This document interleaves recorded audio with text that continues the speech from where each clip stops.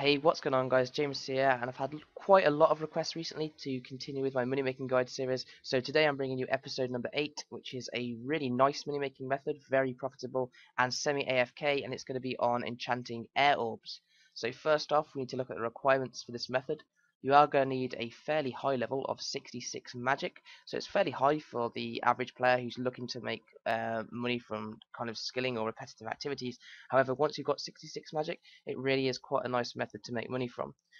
The next thing you'll need is some starting cash, and the reason is you're going to need to buy quite a few things from the Grand Exchange, mainly just cosmic runes. You also going to need to buy unpowered orbs, and then things like amulets of glory, just so you can get a quick teleport back to Edgewell Bank. But these are all things you can sell at the end, and regardless of whether you buy it or not, you're going to make very nice profit.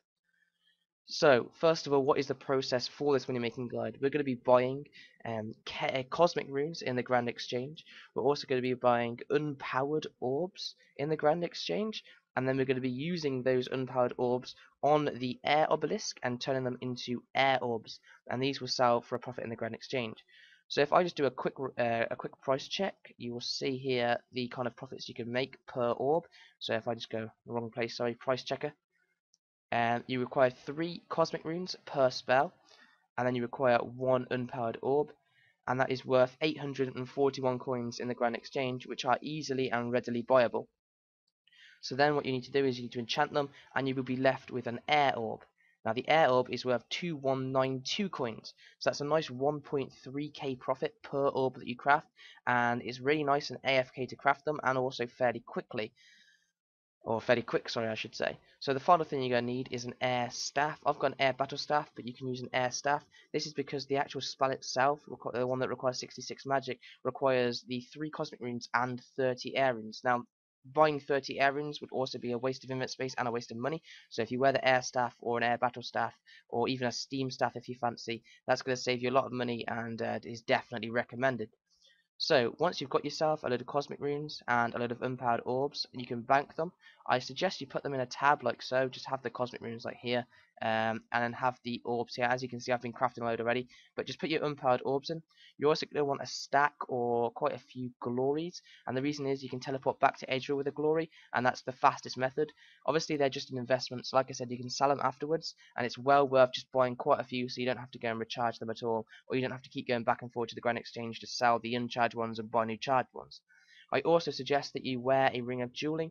This is because if you don't notice that you run out of charge on your glory amulet of glory, and you're there and you've not got a charge, you want a quick teleport away, and to teleport to Castle Wars like so is much faster than home teleporting, and it will obviously save you time and mean that you can make more money per hour. So first off, obviously we want to start in Edgewell, so I'm going to go back to Edgewell where I was. And there are 2 methods to doing this. The first method is just to have a stack of cosmic runes in your inventory and grab a full stack of air orbs. Now this is a perfectly viable method, and probably the method that a lot of people will use. However, I've been testing it and it is much more profitable, or not much more, but like slightly more, to use a Beast of Burden. Now I know that I've got a yak here, that's because I'm 99 summoning, and I know a lot of you that are wanting to use the mini making method will not have a yak, but any Beast of Burden will do, and it will make you more money per hour because the run from the bank to the place is fairly long. So anything that can save you time is worthwhile. So any Beast of Burden, whether it be a Warp Terror Bird, a War Tortoise, or a Pack Yak, definitely worth having one. However, you don't just fill the yak. Filling the yak would be a fail because then you can't swap the items and it'd be a lot of hassle. So what you want to do is you want to fill the yak. If you've got a yak with like 27 items, that's like good enough. I wouldn't go any more than 27 items. You want to leave a few spaces. If you've got a tortoise, then obviously the tortoise can hold that many rows, which I believe is, I'm not sure if it can hold 20, I think, or is it 18? I'm not actually sure. It's really bad, isn't it? But what you want to do, let's presume that it holds 18, because I think it does. You want to hold 13 orbs in the yak. You want to, sorry, the tortoise. You want to leave like some slots so you can swap and exchange the items, which I'll show you guys in a second. So what I'm going to do is I'm going to fill my yak up so it has 3 spots left, like so, and then I'm going to grab my inventory full of orbs as well. Like I said, you don't need to have a Beast of Burden. I've timed it. Without a Beast of Burden, you can still make up to 600k per hour. Anyway, so once you have filled your yak, or you've just filled your inventory, and you make sure you've got your cosmic runes, you've got your glory that's charged, or just in case it's not charged, you've got your ring of jewelling and you're wearing your air staff. You want to run south, and you want to run into the Edgeville dungeon down the trapdoor. Now, one thing to note for this guide is that you will be going through the wilderness, so obviously have this ready when you're running through the wilderness beyond this screen, so you can easily just teleport. But it is fairly safe. Quite a lot of players do end up running through here because there's quite a lot of people doing this method, because obviously it is very profitable. With the yak, it's up to 900k an hour, which is pretty crazy, 900k an hour, and like I said, it's also semi-AFK. So you might be thinking, how is this AFK? You're running, but you just watch when we get here. So what you want to do is you want to run north, all the way to the north, and then east through the dungeon, and then just before you get to Slaymaster, you want to run north through the gate and into the wilderness. So once in the wilderness, just watch where I run. You want to run slightly west, north and west, past the Chaos Druids. Now you don't want to get this wrong, because obviously you are in the wilderness. You will be going up to level 7 wilderness, and what the hell, why is my character running that way? You'll need to make sure this gate is open, and run through the gate. And then at this point, if you have Prey Melee, you can put it on, because you might take one hit from a black demon. So like so, going to take a hit from a black demon, there it is. And then you want to head up this ladder just here. So once you hit up the ladder, you will note that this is also the wilderness, but anyone here is typically just crafting orbs, so you should be fine. What you want to do is you want to cast Charge Orb, like so, and then you cast it on the Air Obelisk. And look, here's a fellow person doing it. You then want to click Make All on these Air Orbs, and you will actually get 76 magic XP. I mean, 76 magic XP for every single one you make. So this actually does make you decent magic XP per hour whilst making a crazy profit. So it's actually up to about 45k magic experience per hour doing it at like full speed. Anyway, I'm gonna, as you can see, it's basically just charging these air orbs one by one. You don't have to do anything, you just need to make sure you're not being PK'd, but I've been doing this all morning, and so far I've not been PK'd, I've been testing it, so it seems kind of fine, and there are a lot of other people doing it. Not a lot, but like, you know, there is somebody else in every world doing this, so I mean it kind of shows that it seems to be fairly safe.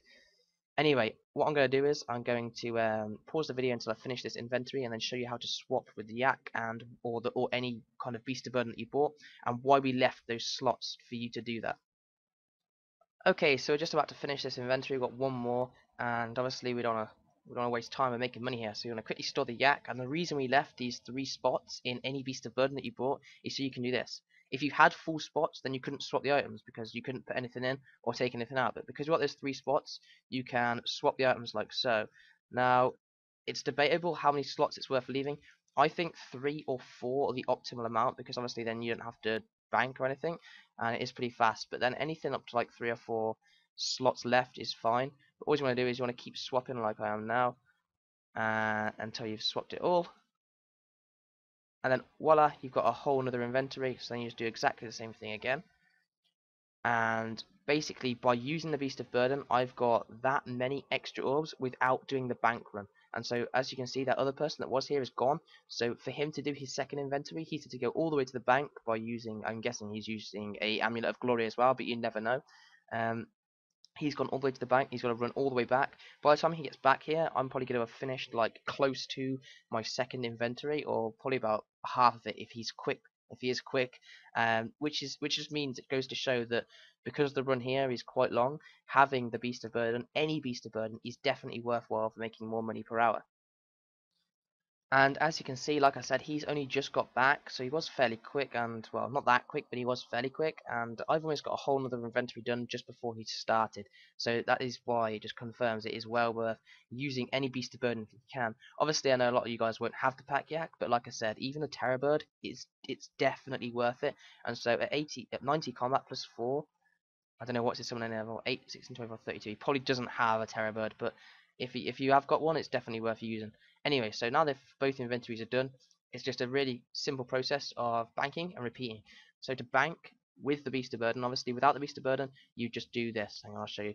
Without the Beast of Burden, you just quickly throw the air orbs in and grab the unpowered orbs like so, and off you go. With the yak or any Beast of Burden, what you do is you want to do exactly the same. But you want to deposit with this button here, and that'll get rid of everything in your familiar. Then want to fill, close, bank, quickly fill again, and off you go. And you don't need anything like energy potions, because the amount of time you spend at that air obelisk means that your run recharges to 100, and then you can run all the way back. So there's no reason to use any energy potions or tideless run scrolls. Basically, it just works perfectly as it is for run energy, because you gain it back while you're actually crafting the things. So that's basically the method. I'm going to go now and show you guys the profits you can make per hour if you are fairly efficient, and if you use familiars and don't use familiars. Okay, so to work out the profit per hour, we first need to work out the profit per orb. The first thing I want to mention is that the numbers that are found on this call out are based on the GE prices on the day that I release this guide, so they may or are subject to change at any time that you guys watch this video. So on the day that I made this guide, the profit per orb was 1,351 coins, and that's worked out just by taking the mid price of an air orb and then subtracting from that the price of an unpowered orb and 3 cosmic runes, which left me with 1,351 GP per orb. So, as you can see, with no beast of burden whatsoever using this method, you can craft 445 orbs per hour, making you a nice profit of 601k per hour, so basically 600k an hour, which is a fairly substantial profit. And don't forget, that also gets you about 40k magic experience per hour, so a nice rival to anything like Alking there. As you can see, if you go down through Terrorbird, War Tortoise, and Yak, it goes up in profit per hour to 675, 776, and then 875k per hour with the Yak. So this just goes to show that using any beast of burden, or the highest level beast of burden that you can afford, or you can do have the level to use, is well worth it and much more efficient, because it will make you an even greater number of orbs per hour, and hence a greater profit per hour. So that's all for this guide, guys. I do hope you enjoyed it. If you do want me to make more money making guides in the future, then just give this one a thumbs up to tell me that you liked it, and I'll see you later for another video.